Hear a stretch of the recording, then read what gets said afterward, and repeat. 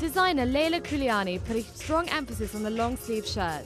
She teamed it with a pair of pleated trousers, underneath a dress or even layered under a tank top. All of her pieces are woven by hand in the traditional Georgian way. First of all, I learned how to make the fabric out of wool and silk. And then I started creating silhouettes out of that material.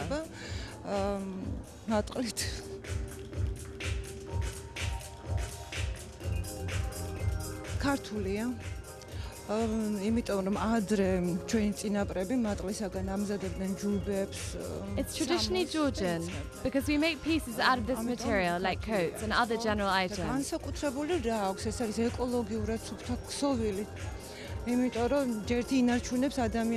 This fabric is special because it's natural, it's ecologically friendly, and it's a great alternative to fur. ყველაზე კარგი რა არის ჩვენ სახელოსნოში ვმუშაობთ აი იდეაზე თექა ბეწვის ალტერნატივა.